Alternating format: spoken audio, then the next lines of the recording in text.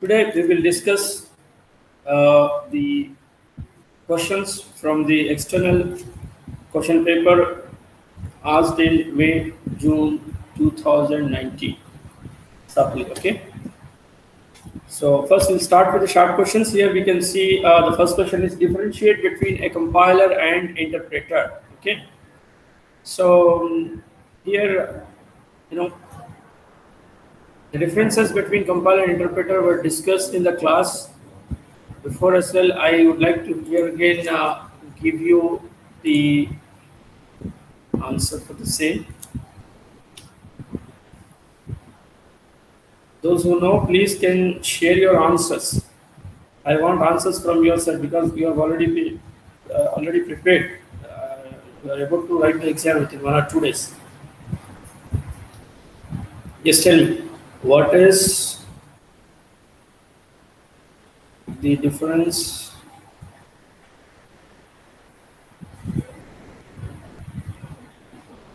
between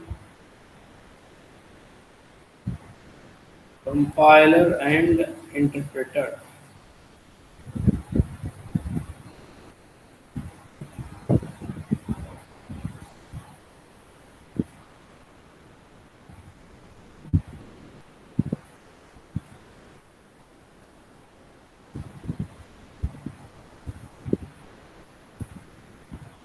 Yes, any one of you? Please tell me the differences.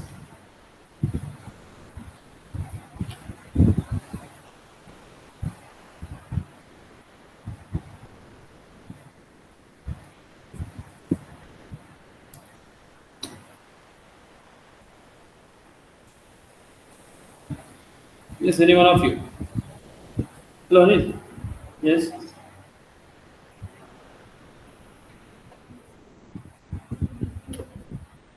Compiler. In compiler, what happens? The whole code will be sent once for the execution. The whole code will be sent once for execution.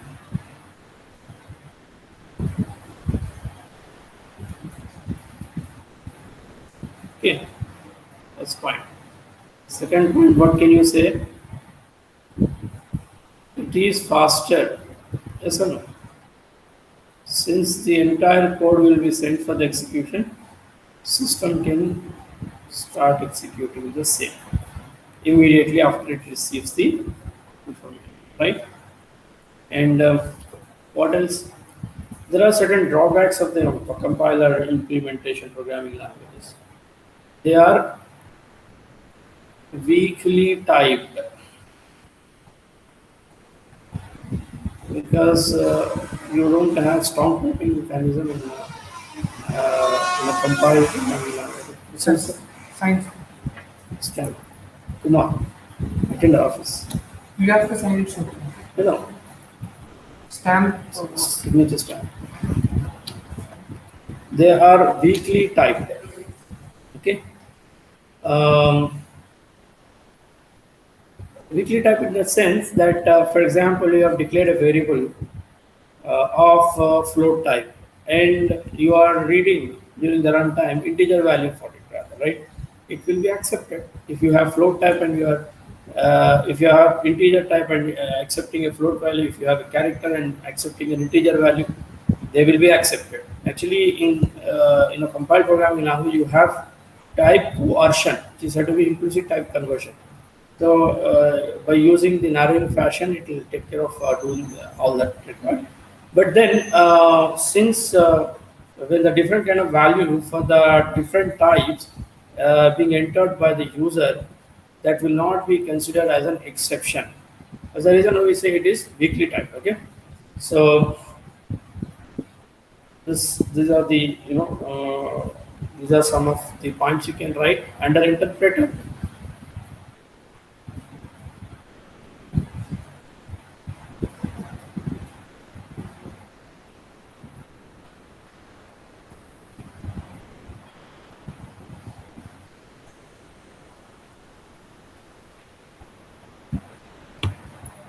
Stamp over. That's it. I Enter. First part. Here the execution will take place line by line. Okay. Execution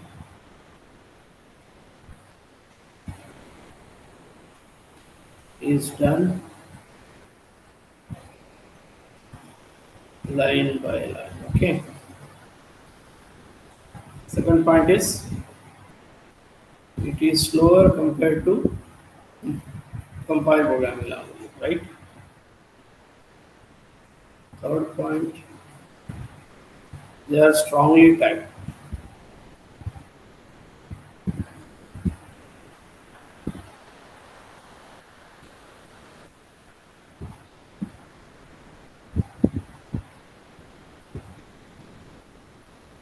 Okay, so these are some of the points you can discuss.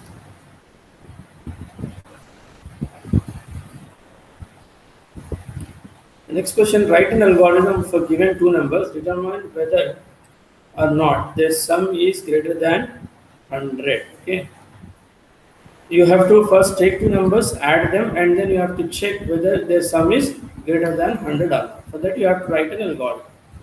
So, how do you do that? Yes, algorithm. You say first here to check sum of two numbers, right? I can say the algorithm name is sum. I can say begin. Then you have some variables to be declared. Let us take uh, one variable here. Two numbers, so two variables you can take. Declare AB. Uh, and you can take another variable C, no issue, right? As integers.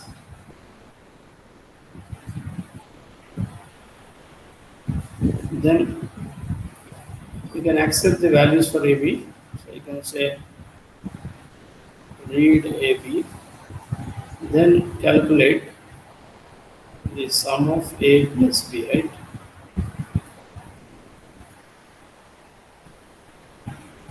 So you can say C equal to A plus B. Then you are going to check if C is greater than 100. Then you say yes, sum is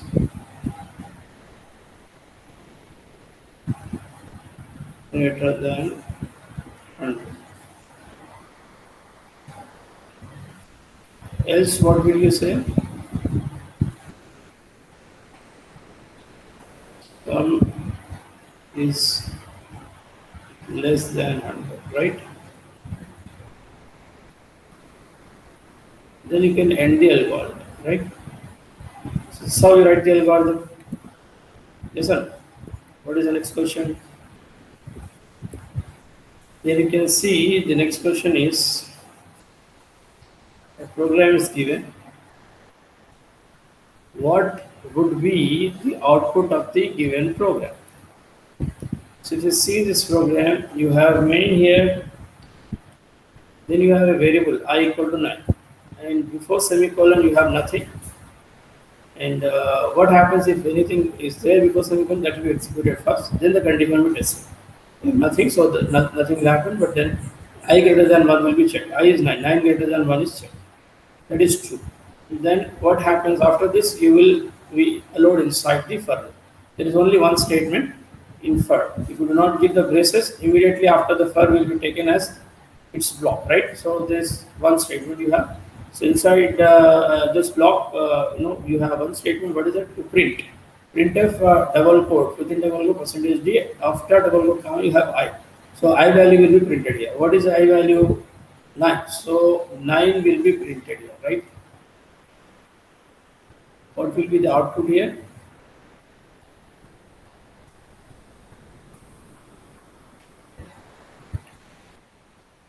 First 9 will be printed. Then again, after the execution of the block, where do you go? You go for the increment or decrement office. Increment or decrement. So I minus minus will be done. Then what happens? I minus minus. So what will be the I value then? I value will be 8 here. Then 8 greater than 1 is going to be true. So 8 is going to be printed here, right? Then again you go for decrementation. I minus minus is going to be 7. 7 greater than 1 is 2. Again 7 will be printed. Next again it will go for the next time. So I will be decremented. It will be 6. 6 greater than 1. Again 6 will be printed. When again goes for the next iteration, I will be decremented and it will be 5. 5 greater than 1 is also true. So 5 also will be. Then again when it go for the next iteration, the decrementation then happens. You get 4. 4 greater than 1. So for 4, for 3, for 2. So after 2 is printed again, when we go for the next iteration, 2 gets decremented to 1. 1 greater than 1 is false. Then you come out of the loop and you can say 0 when you say you come out of the loop. So what will be the output? 9, 8, 7, 6, 5, 4, 3, 2. Okay. So this is the output for the third question. Okay. What is the next question? Why is it necessary to give the size of an array in an array declaration? Generally, when you declare an array, how do you declare an array? Int a 10 you say, right? Or you say 5. See, at the time of declaration in C programming language, you must have to give the constant value as an expression, right? Constant value. This must be constant. Why? Based on that, the memory allocation will take place, right? How many elements memory has to be allocated for that particular array is going to be known with the help of this particular constant. Got it? So, since the memory allocation in C programming language is going to be done during the compile time, fine, and most of the memory being allocated from the stack elements. So the number of elements which you want has to be clear before the compilation. As a reason why at the time of declaration you need to give the constant value here for declaring an array. Fine, this is the necessary. So the advantage of having the constant value while declaring an array is the compiler does know that how many elements memory has to be created for that particular array. Got it? Now next is, why are functions needed? What is the major advantage of using functions? Reusability, right? You can once written a program can be used again and again, right? So once coded,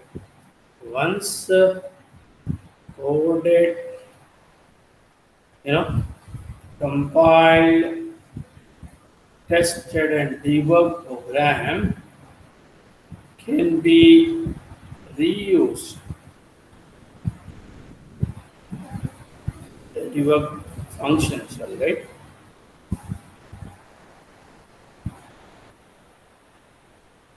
Function can be reused. Okay. So without doing the same.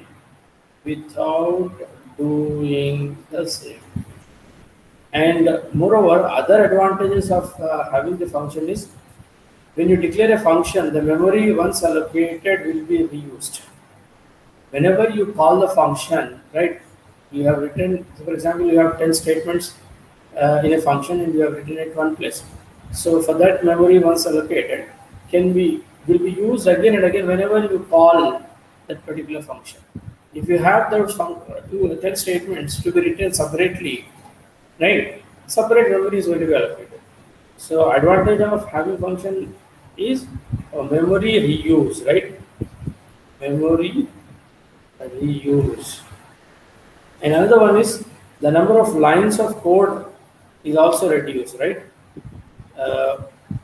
Code reduction, right? And another thing is typing out of the programmer is also get reduced, right? Basically, the cost of the program is going to be considered in terms of kilo lines of code, KLOC. So this KLOC will be reduced, then automatically cost will be reduced, right? efficiency will be increased. Got it? So these are the advantages. Now, what is next?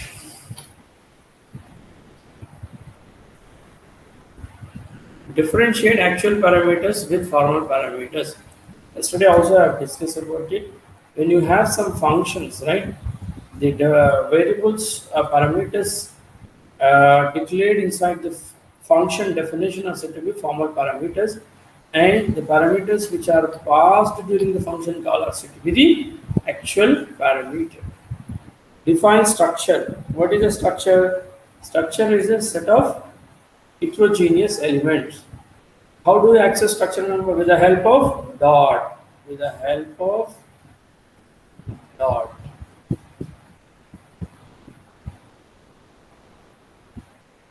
What is the use of pointer? Pointer main use is dynamic memory allocation and deallocation. Got it? Dynamic allocation and deallocation. Fine. Means you want to allocate the memory and deallocate the memory during runtime. Whenever you want, you can do that, right? Next question. What is wrong with the next?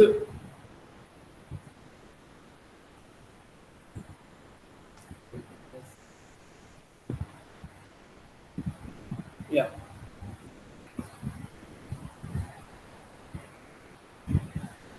Question number 10. What is wrong with the following code segment? Here you can see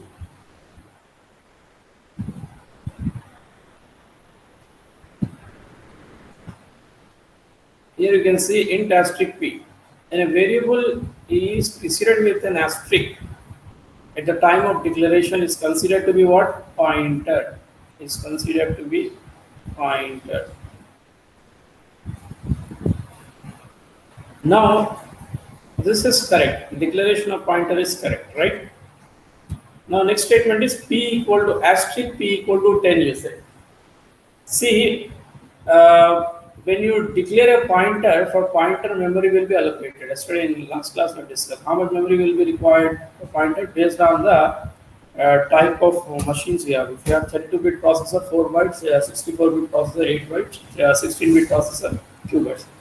So how much memory basically does the pointer needs?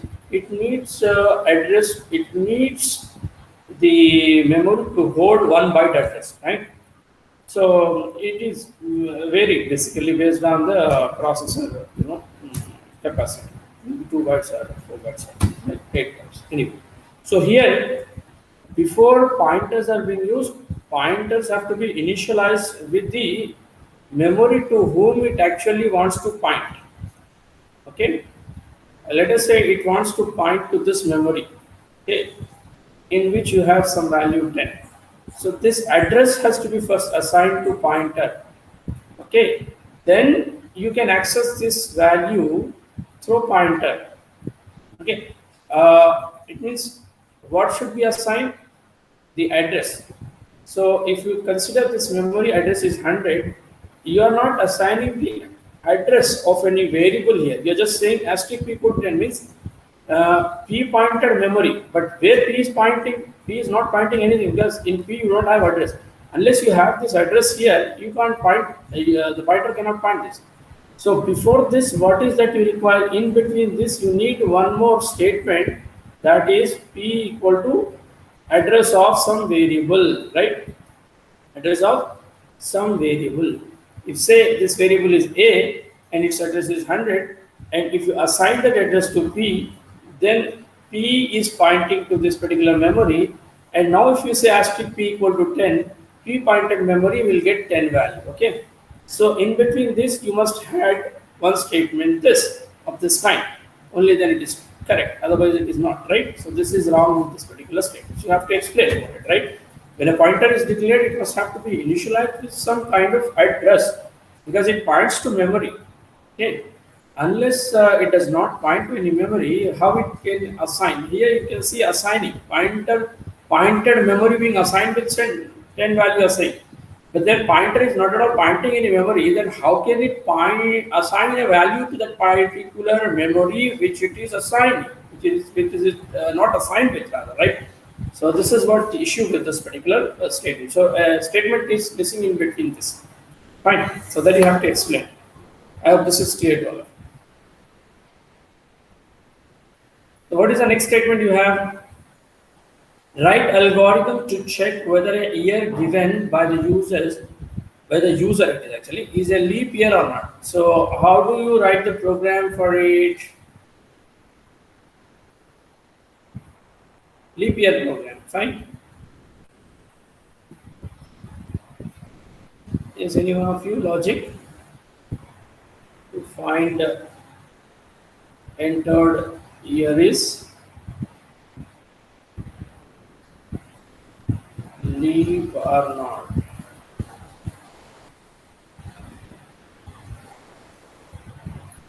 So here, what was asked? Was it the program or the algorithm here? He asked us to write the algorithm only. So when algorithm is asked, you can write either algorithm or program, no issue, right? So I am writing algorithm here. Algorithm, I can give some name to algorithm, like leap I have given. Begin algorithm. You take some variables here. So you can declare or you can say declare or you can say variable. Let us say year, and I'm finding the modulus of this with R. So both of them, let us say, are integer. Now this year is going to be read. So read year. Okay. What is the next statement now? You are going to divide this y with 4 and take the remainder. So if this remainder is equal to, okay, 0, then what do you say? Here is leap, right? Else, what do you say?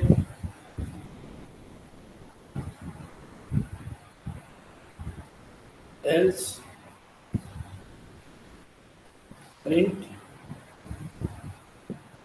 here is not leap.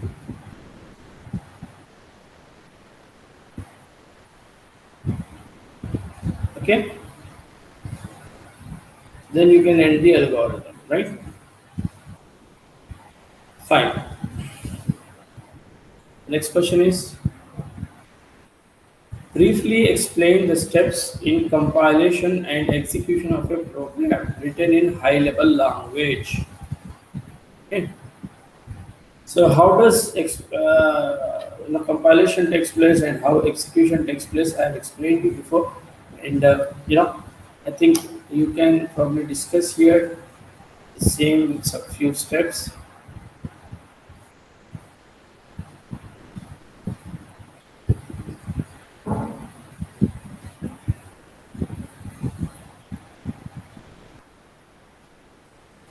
What do you do in compilation?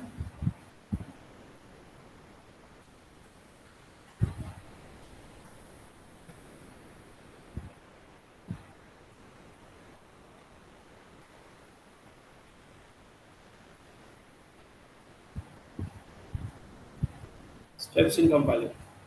In C programming, okay, you compile the program with cc command, cc the file name dot c. Okay, if you want to store the object file generated out of it, you say minus hyphen, you say, then o, then you give the object file name, right? What happens? The object file generated out of it will be stored in this particular file. So you can straight away execute. For execution, what will you do?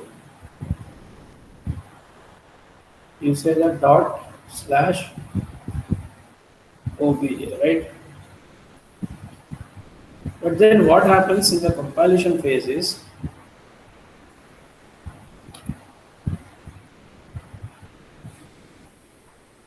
the syntax is going to be checked. You will be giving the source code. So the source code when gets compiled, what happens? An object file is generated.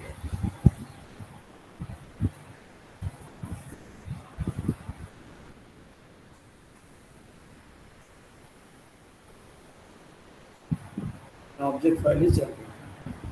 So this object file will have certain unresolved references, which will be, you know, resolved through linker and loader. So the loader, what loader does is, it is going to load all the library files, and the linker is going to link these library files with your program, right?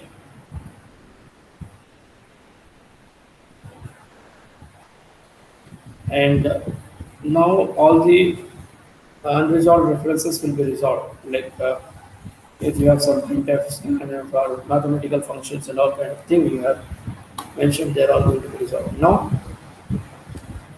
then you will execute. So when you execute, .exe file is going to be generated, which is going to give you the output, right? This is all what we know from the user's point of view. But what actually happens in the background is, how does compiler, you know, compile the entire code? We can see it. So this is my YouTube channel.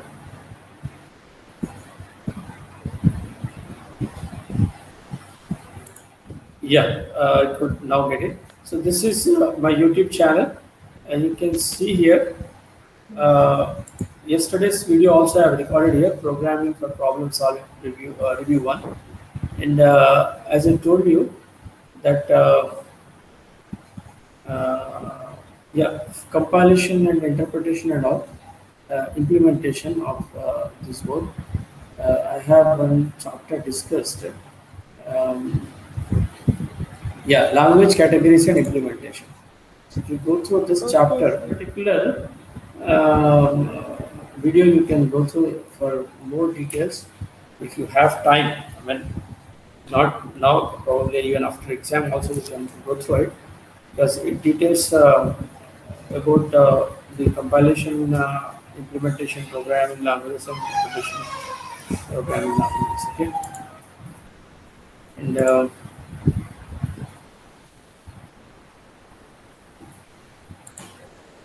yeah, you were asking something. Choices there, no, sir? Yeah, choice this time. I think you're having more choices now.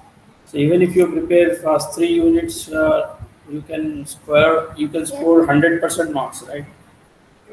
Yeah, but sir, we will have programs also to write in that, no? Yeah, if questions are asked from you know, that So kind of 50% category. theory based, 50% program based, like that question paper Yes, will yes, be. yes. In general, 50% will be theory, fine, and Okay. 50% will be programs. Theory will come from mostly which chapters, sir? Theory, conceptual kind, right? Yeah. You have control statements, data types, operators. You have structures, arrays, functions, pointers, files. From conceptual point of view, theoretical questions can be asked, and if programs are From which asked, unit, sir? programs can be asked from any, because every concept. In order to demonstrate these concepts, we need to have certain programs, right? So Yeah. we can't say that the programs can be asked only from this or that. So if you are completely thorough with the conceptual thing, you will surely attempt the entire question paper first thing. Okay, Okay. and if you can do the, yeah, if you are conceptually good, then you can you know, attempt the 100% questions. Okay. Okay, sir. Okay, so shall we discuss these questions? Okay, sir. Yeah, so the next question is we have here uh, this one they have written yesterday. Write a C program to convert binary code of an integer. Same kind of question was asked again. How can you simulate logical exclusive OR operator in C? Okay, you have a symbol called cab actually. You can use that. I can show you one program here to demonstrate exclusive OR operation. Um, Scab is the symbol, right? Let us say, for example, a equal to 5 and b equal to 9. Okay, and let us say you have 8-bit processors, then this 5 will be represented as, okay, this is the binary equivalent of this 5, right? Similarly, what is the binary equivalent of 9? 8,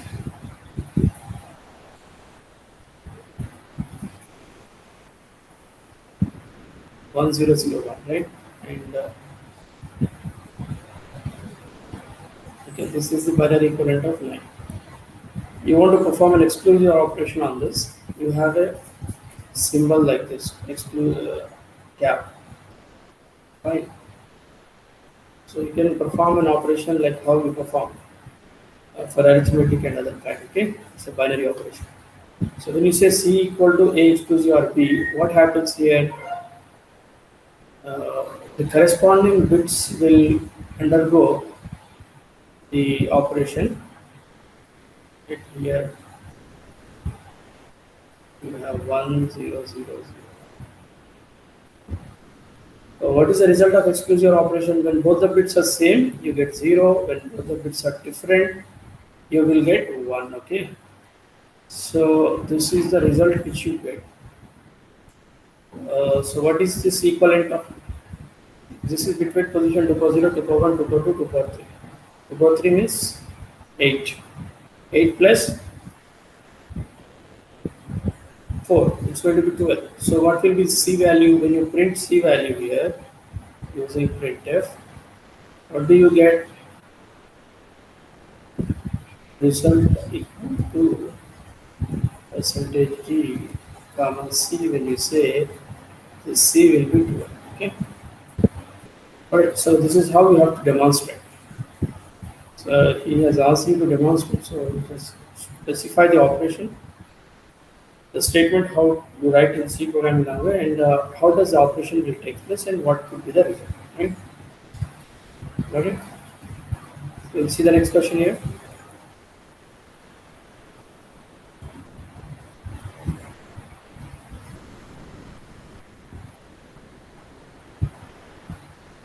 Write a program to compute the square of a given number without using power function.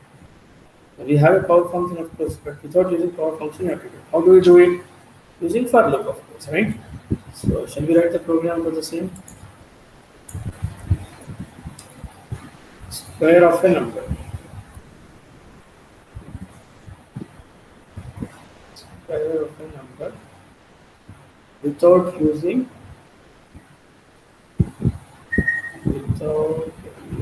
power function, which is available in math.h, right? So how do you write the program for this? You need a for loop, right? For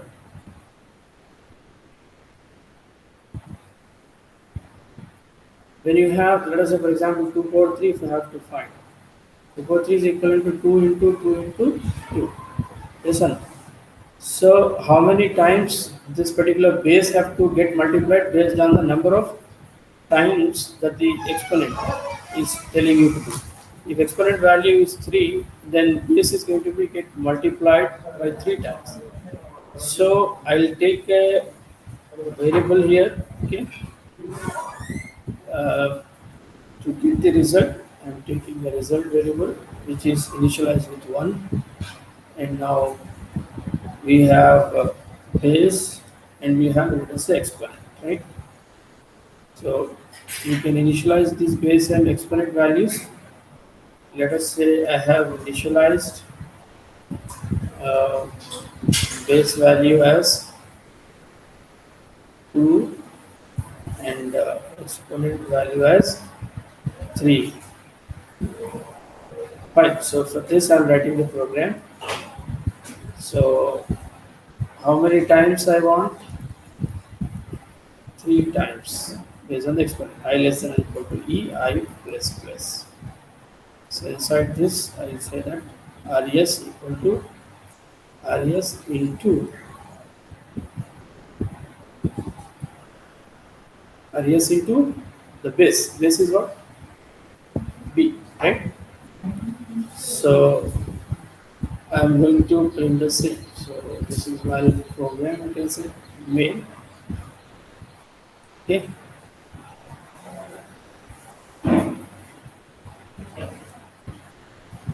So after this, we will print the result. Right? So you can say printf result equal to percentage d double quote comma even developed in res. Then end the main function. Alright. So what happens now? Res is initially 1, right? Res is 1, base is 2, exponent is 3, right? So how does the for loop execute? I equal to 1. I you have here 1 less than equal to e is 3, so it is 2. You are already inside. Res into b. Res is 1. 1 into b means 2. Right? So 1 into 2 is going to be how much? You'll get 2. The same will be stored in res back, so res. Then what do you go? You go for the next iteration. I gets incremented. 2 less than equal to exponent is 3. 2, then you are allowed inside. Then again is 2 into 2, right? It will be stored back in res. It will be 4 now. And then when you go for the next time for implementation, I value becomes 3. So 3 less than equal to 3 is again 2. We are allowed inside. Then where this res get multiplied with base, which is nothing but 2. 4 to the 8. Right? So again, when you go for the next iteration, I value becomes 4. 4 less than equal to 3 is false, so come out of it and then print that. That is what exactly. Right? So using a for loop, you will simulate it that way, right? This is how you write a program.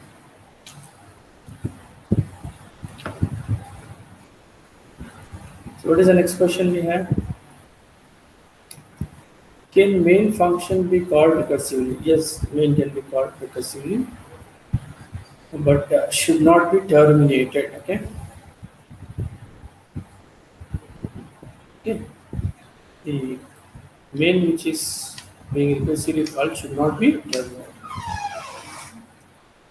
That's the condition. Next question is create a structure containing 5 strings, address 1, 2, city, state, and zip. Create type called record. Then that can be used to create instances of the structure. So we have to define a structure with these fields, of course. Okay. So address 1 can be a string, address 2 can be a string, city can be a string, state can be a string, zip code can be an integer value, right?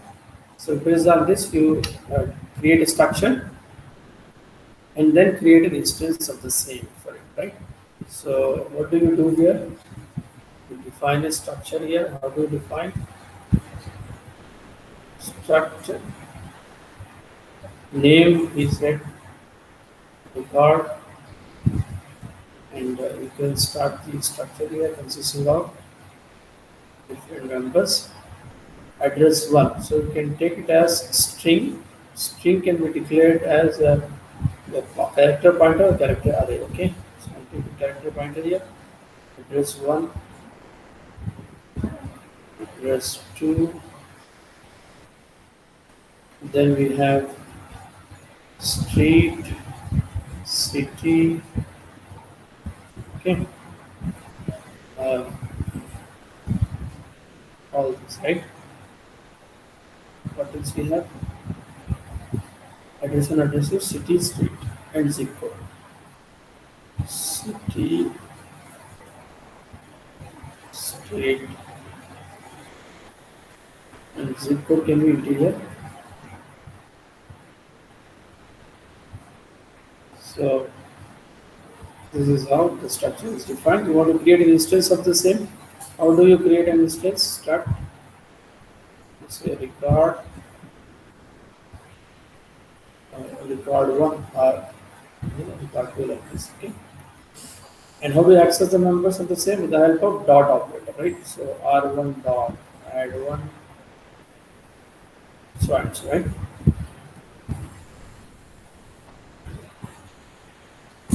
So what is the next question? Write a program to copy one existing file into another file. Copying of files. So how do you do this program?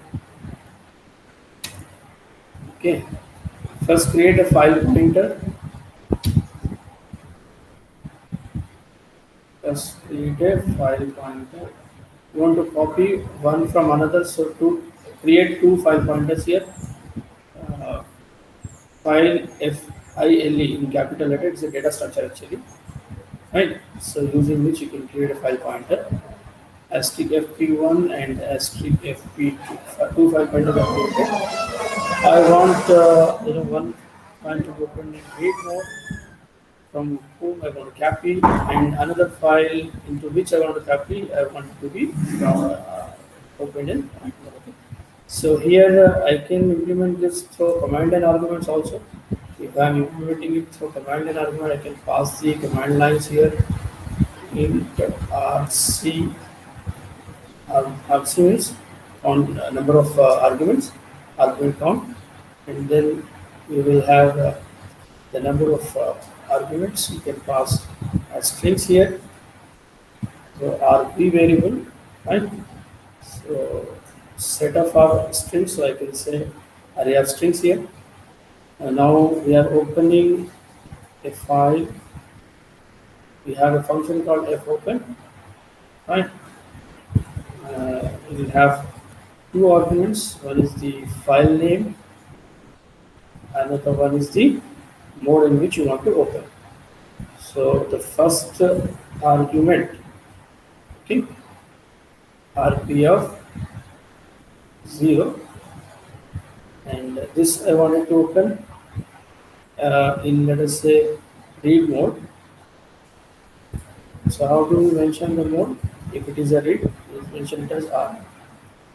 Okay. And we are now opening the second argument that you're passing, which is the target file into which it has to be copied.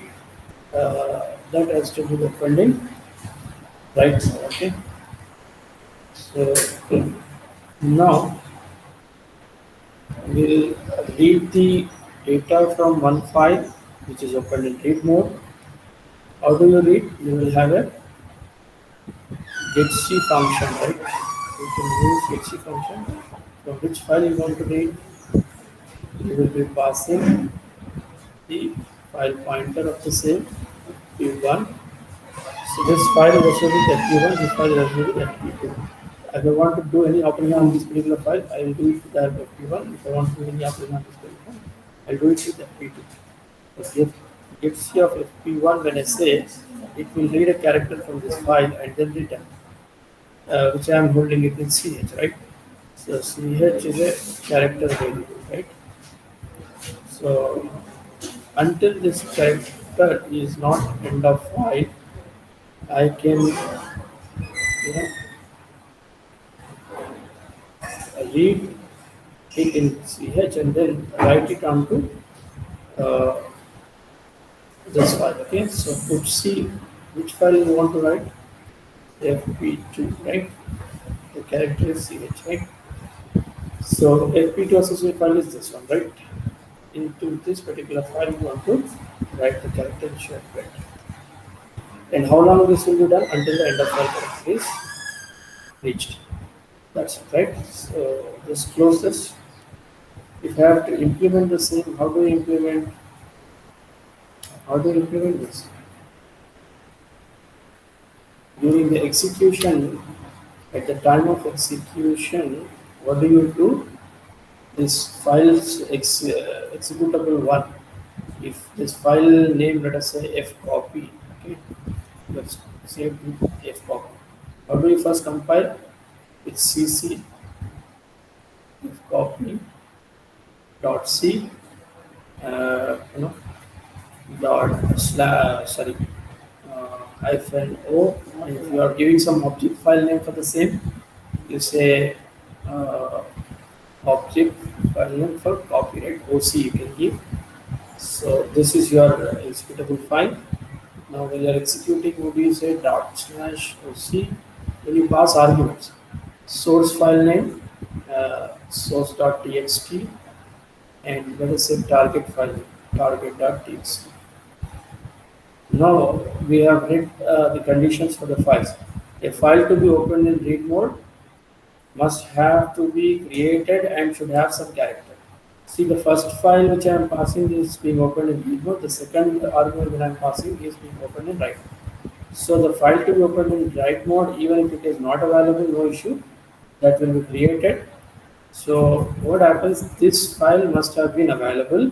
If this is not there, also that can be created. Now, as per our logic, if you see what is happening here, this is the first argument of 0, and this is the second argument. So RB of 0 has been pointed to FP1, the second one is being pointed to FP2. So this is opened in read mode, this is opened in write mode. So now what happens? We'll be reading the characters from this file, the file which is opened in read mode, right? So this command, right? If CFP1, when we say FP1 associated file is this, nothing but this one. You're reading a character. That character you're checking whether it is end of file. If the end of file character reach, then it is equivalent to this. Then that condition will be false. What is end of file? Is in Windows operating system, it is Control D, Control Z in Windows operating system, Control D in Unix operating system. Because we have worked with Unix operating system, it is Control D, right? So when it is reached, then this condition is false. Otherwise, the character which is being read is not end of file. Then that character will be written into the file associated with FP2, right? FP2 associated file is this one, right? Because you can see FP2 is pointing to RB of 1. RB of 1, for RB of 1, we have passed t.text, which is open and write. So that way, a character will be read from this file and then written into this. How long it is going to be done? Until the end of file is reached. Once the entire thing is being copied into it, you will be simply closing the files. You can close the files. It is always a better practice to close the files, instead of unattending. It's better to close it, right? F close of P1, close of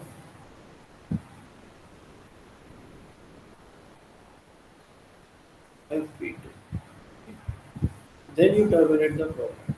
This is a good practice. Sir, any important programs?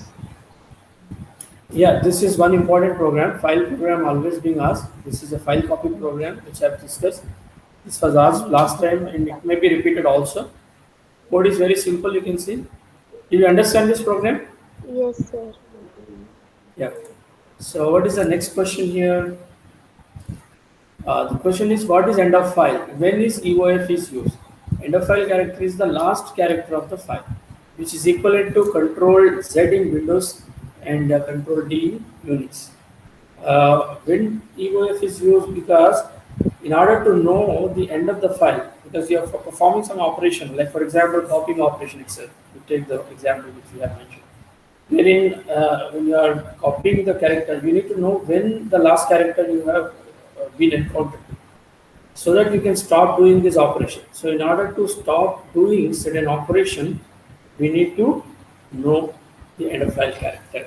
So the advantage of end of file character is it will notify us. After this, you don't have any other character in the file to be read. Okay. By default, when you open a file, there is some garbage values available. But then whatever you have written into it, that you wanted to read. You are not interested in reading the garbage values. So that's the reason why this end of file character is used. So when you write all the characters after finish writing it, when end of file is attached, it is automatically attached when you say F close after performing the operation. So when it is there, then it will notify us that you don't have any valid characters after that, rather, right? So that's how the end of file character is basically helpful for us. What is the next question? Write a program to count the number of words in a string using pointers. You want to count the number of words in a given string. So how do you basically differentiate the words? Yes, how do you differentiate the words? With the help of delimiter, right? With the help of delimiter. So what will be the delimiter in general in our usage? Space, blank space, right? So when you encounter the blank space, you say that you have reached, you have crossed one word and you are trying to enter into another word, right? So you can use blank space as an option to delimit or to separate or differentiate the word. Or else you can use some other character like semicolon or other kind of thing, right? Comma and all. It's up to you. So since you are the designer, you think about and then you can design it, right? So for this, how do you write the program? I think we have done this program also. Listen. So this program is to count the number of words. So we have a character, a string. You can take a string, like you can take a sentence as a string here. Is a sentence, and the sentence you want to read, and then you want to count the number of words in that particular sentence. Okay? So I take a counter here. Counter. Initially 0. I take another value I. Fine. Now I'm checking the characters of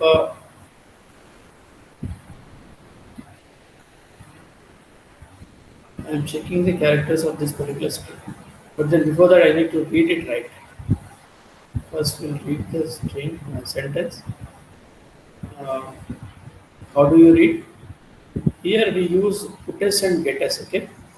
So I'm reading the string with the help of getters, okay? Before that, if I want some printf statement, I can have the printf statement. Enter the sentence, I'm saying, right? Enter the sentence. So you are entering the sentence with the help of getters. Okay. So the advantage of having getters to read the strings are you can use blank spaces also. Even if blank spaces you enter, it will be accepted. But otherwise, if you are reading it through scanf, it doesn't accept the blank spaces. So getters will accept all characters, including blank space and tab space, until the enter button you encounter. Right? It will accept all the characters. When you want to terminate, you just enter it, right? That is going on to the next line, right? So here, now we'll have to check the characters of this particular string. So using a for loop here, for you start with the first character equal to 0 and then until the last character. How do you know the last character? Last character of the string is null character, right? So what is it equivalent with? Double backslash 0. What is it? Backslash 0. Okay. So I am checking the first character from until the last character, right? Now inside this for loop, what is that I am doing? I am checking one condition. That how do I know that there is a word if the present character is a blank space and the next character is not a blank space.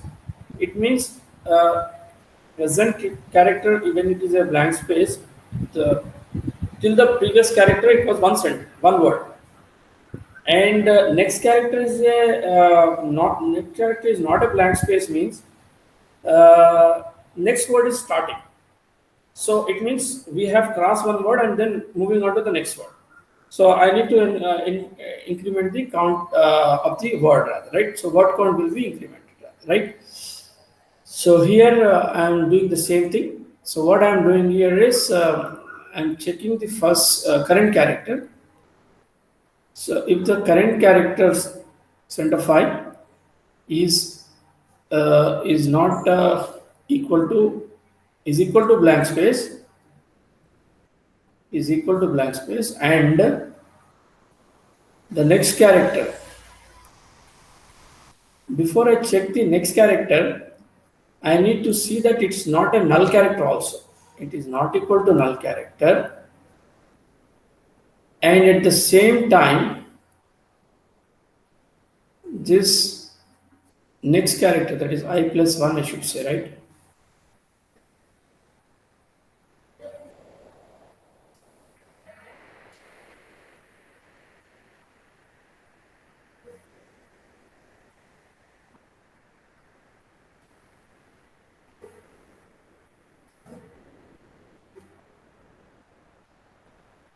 I'm saying that current character is a blank space, and the next character I plus 1 is the next character is not a null character, and at the same time that next character is not a blank space as well, is not a blank space as well. Now is not equal to blank space. Then I will be incrementing this counter. So this is my logic. See, the logic here I built based on this condition. If the current character is a blank space and the next character is not a null character, means you have some more characters after this, and that next character is not a blank space means it is a character. It means there is another word. So we are going to enter with another word. So I'm now incrementing the counter, confirming that there is another word we have, right? This is how I have written the logic for the same, right? Now this counter has to be printed, okay? This is the word count of that particular sentence. So the number of words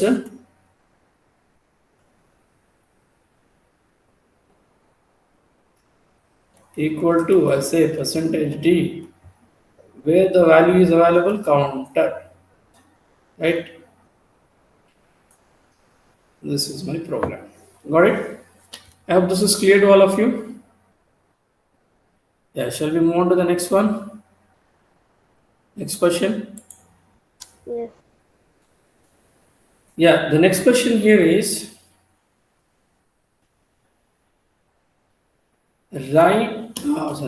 what is the return type of printf?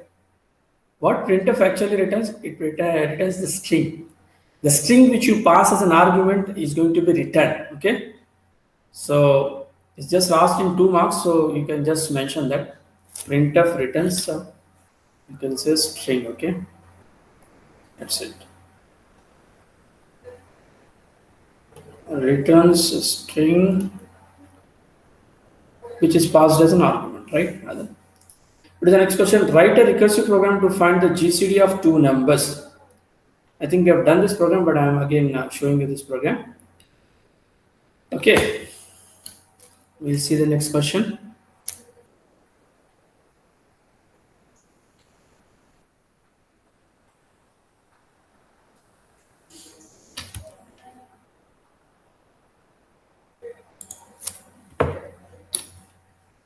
GCD of 2 numbers using recursion. GCD using recursion. How do you find the recursion of two numbers? Let's say, for example, you have n1 and n2. N1 is 24 and N2 is 36. How do you find the recursion of the same? You divide 36 with 24, 24 ones are 24. Now you get 12 here. You take the current divisor to be the dividend of the next operation. And current remainder will be the divisor for the next operation. 12 twos are 24. When you do this process until you reach a remainder 0. So the operation at which you get the remainder 0, the divisor will be the GCD of the same, right? So this, how do you implement with the help of a program? Here we are writing it with the help of recursion. It means recursive function, right? So I am taking one recursive function here, int GCD. The function name, I am taking two arguments, int n1, comma int n2. Here the condition is if n1 value, let us say 0, what will be the result? N2 is the result. If n2 value is 0, n1 is the result. If both are zeros, of course, 0, right? If they are non-zero only, then you follow this procedure. Yes or no? If either of them is a 0, then non-zero will be the result. Okay, so that I have to consider first. All exceptions have to be taken into consideration before I go for the actual implementation. So first I'll take the exceptions. If n1 equal to 0, what is that I'm saying? Return n2. What is the result? N2 obviously. So I say return n2. If n2 equal to 0,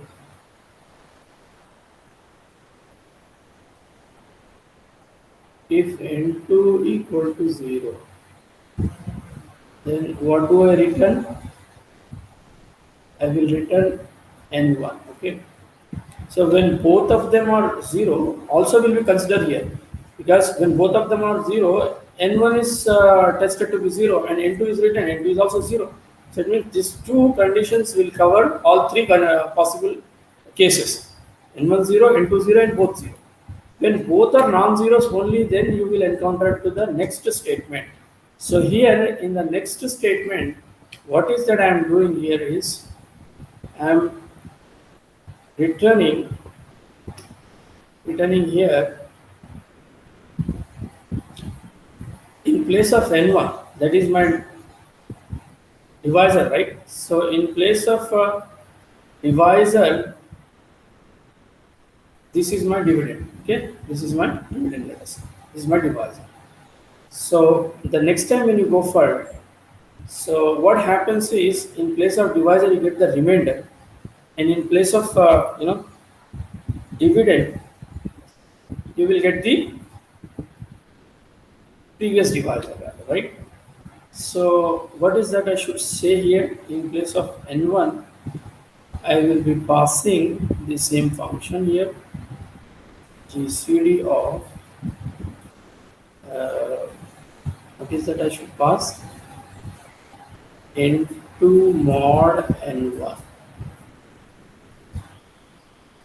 So n2 is going to be divided by n1. The remainder out of it will be passed to n1. Okay, passed to n1. Got it?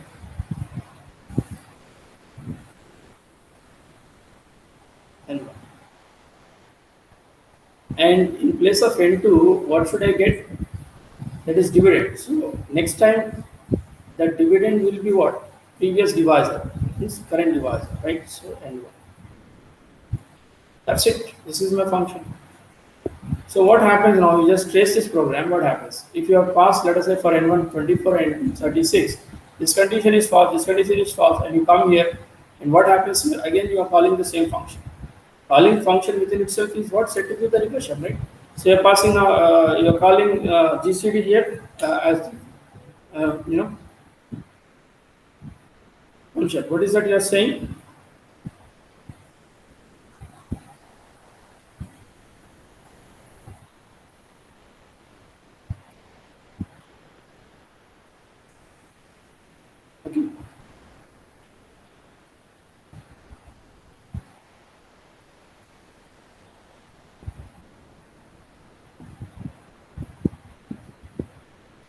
So at place of return, I am having again the same function call.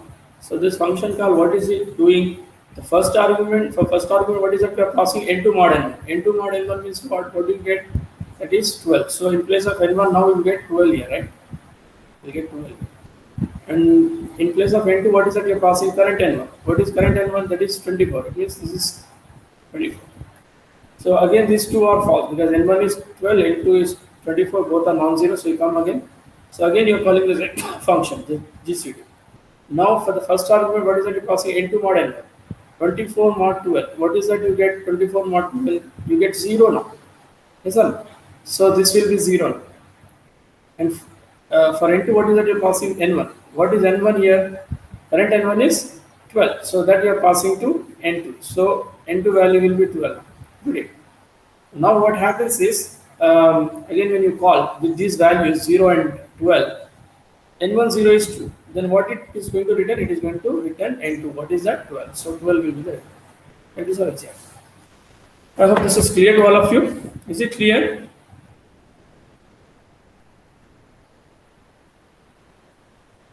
Yeah, then we'll move on to the next question. What is the next question we have? Why do array subscript starts at 0 instead of 1? Okay, this is a very good question here.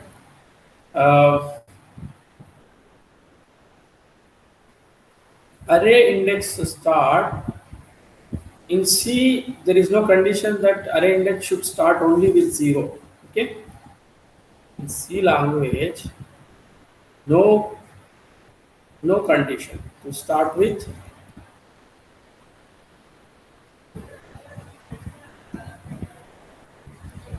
0 only. It means you can start with 1, you can start with -1, it's up to you. If you start with 1 and the step value you take 1, then you get 1, 2, 3 like that. And if you start with -1 and the step value 1, then you get -1, 0, 1, 2, 3 like that. Okay. But then in certain languages it is fixed. For example, in Java, you can see that index must start with 0 only. Okay, must start with 0 only, right? And having the index value to start with 0, there are certain advantages. I will tell you where probably this advantage will get. For example, if you are working with trees, now I think data structure you are studying, right? So in data structures, you have a concept called trees. So in the definition of the trees, you can find in binary tree definition. If you go with the binary search tree definition, the properties, if you look at one property, you have that, the left and right child of the root node available at 2 into I and 2 into I plus 1 position, you say. Yes or no? So this formula in most of the books you find, right? Left child is at 2 into I and right child is at 2 into I plus 1. And if you are representing it with the help of an array and I value, let us say 0, if the root value is 0, then what will be the left child value? Left child value also becomes 0. So at the same index, you can't make two values to sit. Root and then, its life child. Root and its left child both cannot be sit at the same place. Yes or no? So if you start with 1, what happens? Root is sitting with one index, then left child will sit at 2 into 1, 2, and right child will sit at 3. So if this is 1, then this will be at 2 and this will be at 3. Okay, if I start with 0, the left child is again 0. So both cannot be 0. At 0 index, only one value I can initialize. I can't have two values, right? So this cannot be possible. That's the reason why we generally start the index value with 1 instead of 0. In this case, of course, that, right?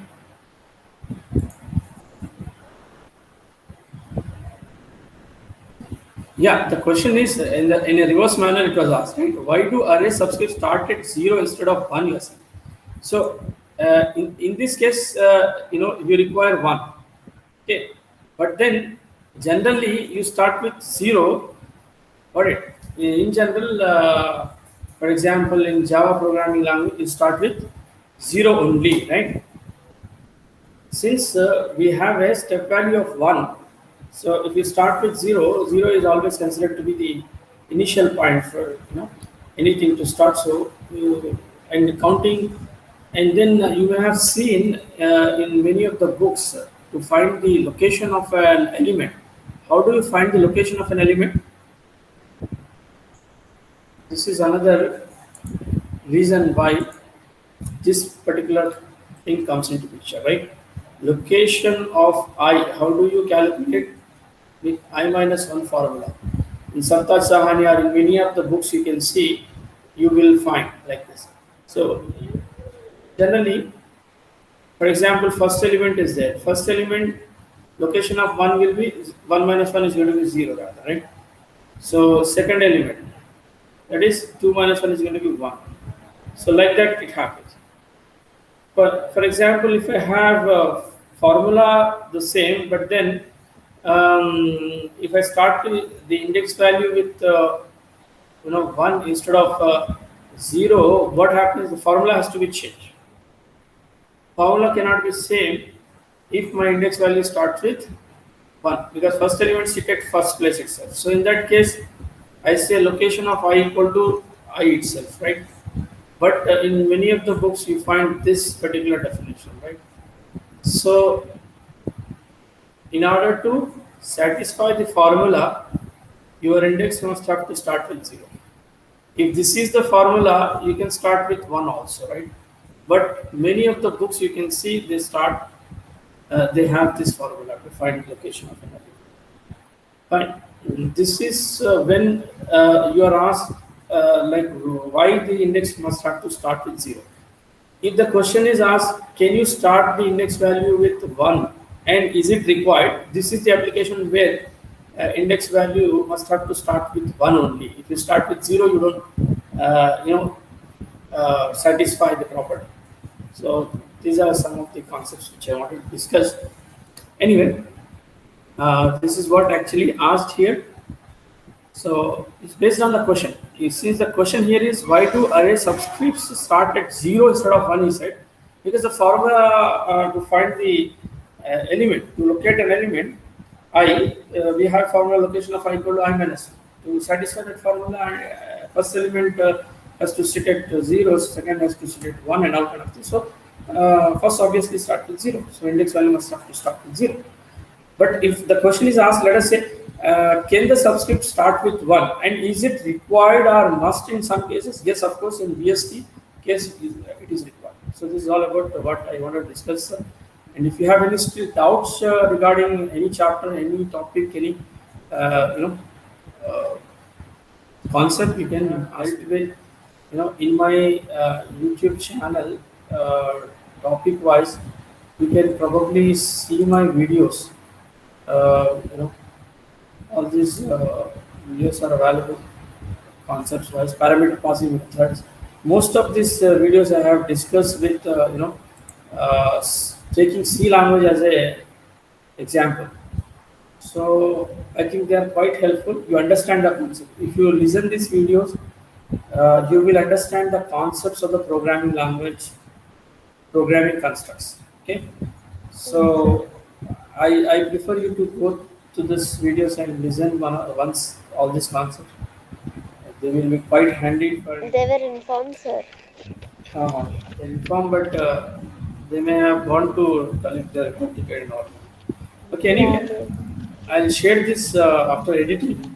You can probably go through this video as well okay. for your help. And if any questions, rather you have in your mind, you can communicate through my mail. Okay. Okay, sir. Okay. Thank you, sir.